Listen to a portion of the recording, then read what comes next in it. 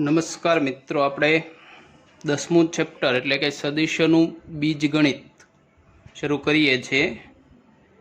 જે મુખ્યત્વે તમે 11મા ધોરણમાં ભૌતિકશાસ્ત્ર એટલે કે ફિઝિક્સમાં જે સદિશ ભણેલા તેના જેવું જ થશે।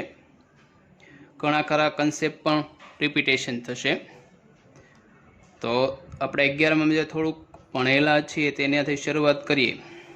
तो कोईपण सदिश ए बार बराबर a1 i कैरेट कैप वत्ता a2 j कैप वत्ता a3 k कैप, जहाँ i कैप एटले के 1 0 0 एक्स अक्षनी धन दिशा, j कैप एटले 0 1 0 y अक्षनी धन दिशा, k कैप एटले 0 0 1 z अक्षनी धन दिशा थशे। एटले कोईपण सदिशने आ जे स्वरूप छे एनुं कॉम्पोनंट फॉर्म पण कही शकाय।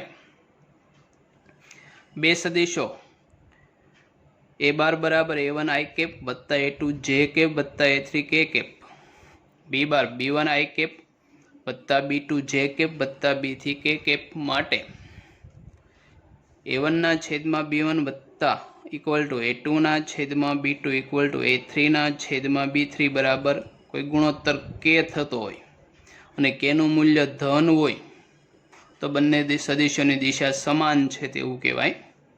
अने जो आ गुणोत्तर के ऋण आवे तो दिशा विरुद्ध। माटे सदिशो ए ने बी नी दिशा माटे दिशा समान के विरुद्ध होय तो ए ने बी ने समरेख सदिशो पण कहेवाय। એટલે સમરેખ માટે દિશા સમાન હોવી જરૂરી નથી, વિરુદ્ધ હોય તો પણ ચાલે।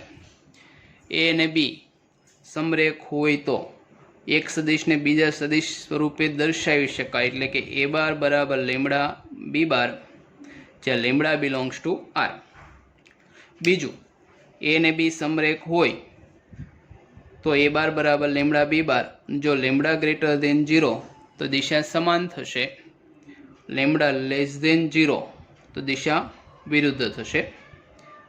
अहीं आकृति में जोईए तो सदिश ए बार अने सी बार नी दिशा समान छे, ज्यारे ए बार अने बी बार नी दिशा विरुद्ध छे। એટલે દિશાના કન્સેપ્ટ માટે નવું કંઈ યાદ રાખવાનું નથી। અનુરૂપ ઘટકોનો ગુણોત્તર લેવાનો, પહેલા ઘટકના છેદમાં પહેલો, બીજાના છેદમાં બીજો અને ત્રીજાના છેદમાં ત્રીજો। જો ગુણોત્તર સરખો આવે અને ગુણોત્તરનું મૂલ્ય ધન હોય તો દિશા સમાન, ઋણ હોય તો દિશા વિરુદ્ધ, અને ગુણોત્તર સરખો ન આવે તો દિશા ભિન્ન છે તેવું કહેવાય, સમાન કે વિરુદ્ધ નથી। એટલે કે અસમરેખ સદિશો છે એવું કહેવાય।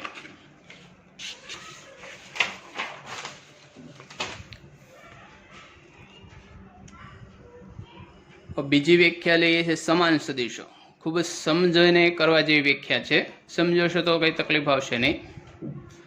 તો જો સદિશો એ બાર અને બી બાર માટે ए बार तथा बी बार नी दिशा समान होय अने मोड ए बार बराबर मोड बी बार एटले एनुं मान पण सरखुं होय तो ज ए अने बी ने समान सदिशो कहेवाय अने ए बार बराबर बी बार लखाय। जो ए ने बी समान सदिशो न होय तो तेमने भिन्न सदिशो कहेवाय। એટલે भिन्न सदिशो बे प्रकारे थई शके।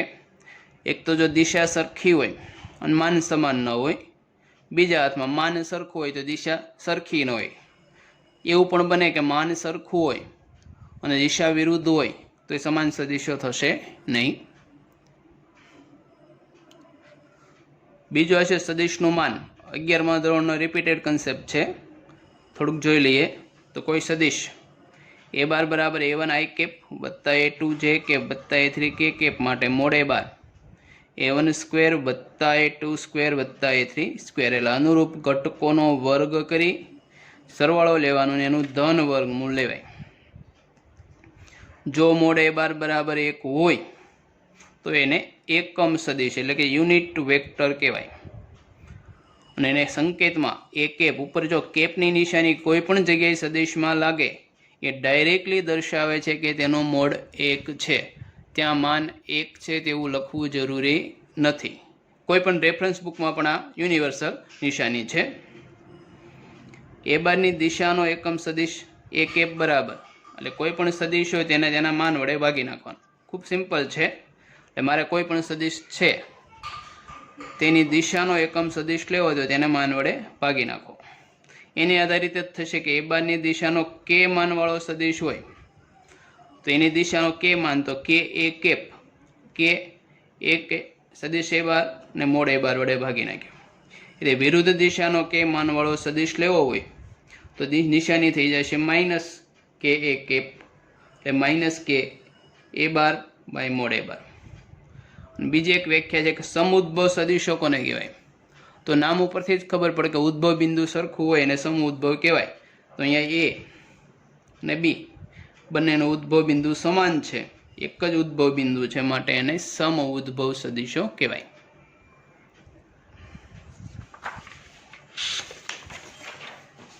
સ્વાધ્યાય 10.1 ખૂબ સિમ્પલ છે, રિવિઝન જેવું થશે.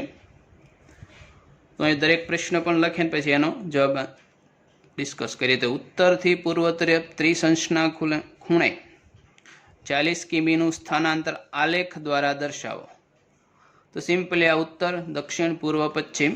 હવે કીધું છે ઉત્તરથી પૂર્વ તરફ, ઉત્તરથી શરૂ કરીને પૂર્વ તરફ આવવાનું. ખૂણો બનશે 30, આ લંબાઈ થશે 40. ટેક્સમાં બીજો અને ત્રીજો દાખલો સરખો જ, એટલે કે સદિશ અને અદિશમાં વર્ગીકૃત કરો. અહીંયા ભેગો લઈ લઈએ. ફિઝિક્સમાં પણ આ વસ્તુ આવી ગયેલી છે. 10 કિલોગ્રામ છે, દિશા લેવા દેવા નથી. અદિશ 2 મીટર ઉત્તર પશ્ચિમ દિશામાં, અહીંયા દિશા ફિક્સ કરેલી છે ઉત્તર પશ્ચિમ. સદિશ 40 ડિગ્રી, અદિશ થશે 40 વોટ. અદિશ 10⁻⁻19 કુલમ. અદિશ 20 મીટર પ્રતિ સેકન્ડ સ્ક્વેર. આ તમે જાણો છો કે પ્રવેગનો એકમ, ને પ્રવેગ એ સદિશ રાશિ છે એટલે સદિશ. 7 સમય, ટાઈમને ડાયરેક્શન સાથે કોઈ લેવા દેવા નથી. અદિશ અંતર, અદિશ. જો સ્થાનાંતર હોય તો ફિઝિક્સમાં ખાસ ધ્યાન રાખો, સ્થાનાંતર જે શબ્દ વાપરો હોય તો સદિશ થશે.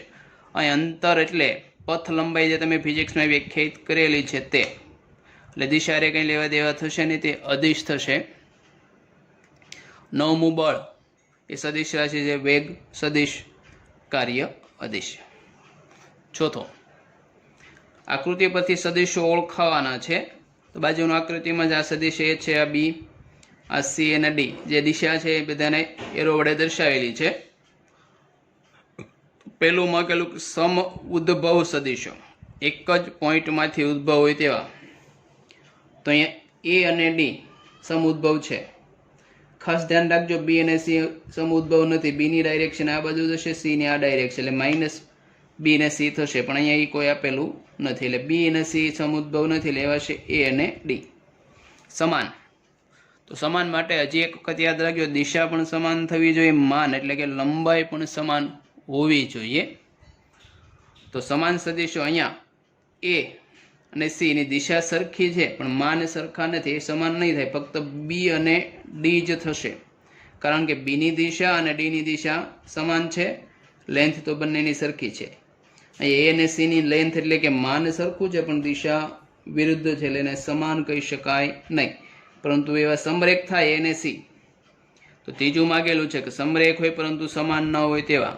તો અગાઉના ડિસ્કશનમાં સમરેખ છે, બંનેની દિશા સમાન અથવા વિરુદ્ધ હોય તો સમરેખ થાય, પણ દિશા સરખી નથી, એટલે એ અને સી કેવા થશે? સમરેખ છે પરંતુ સમાન નથી. કેમ કે સમાન થવા માટે દિશા પણ સરખી થવી જોઈએ, માન પણ સરખું થવું જોઈએ. 5મો પ્રશ્ન, વિધાન સત્ય છે કે અસત્ય જણાવવાનું કારણ સાથે જણાવવું પડશે. હવામાં ગોળીબાર ચાલશે નહીં, કેમ કે રીઝન ખબર હોવી જોઈએ શા માટે થશે. તો પહેલું, એ બાર અને માઇનસ એ બાર સમરેખ છે. તો સમરેખની વ્યાખ્યા યાદ કરીએ તો દિશા સમાન કે વિરુદ્ધ બંને કેસમાં સમરેખ થાય, માટે એની માઇનસ એ બારની દિશા વિરુદ્ધ થાય તો સમરેખ છે, માટે વિધાન સત્ય. બીજું, બે સમરેખ સદિશો હંમેશા સમાન માનવાળા સદિશો હોય છે. આ વિધાન અસત્ય થશે, કારણ કે એવું કહેવા માંગે કે સદિશો સમરેખ હોય તેનું માન સરખું જ થાય એવું જરૂરી નથી.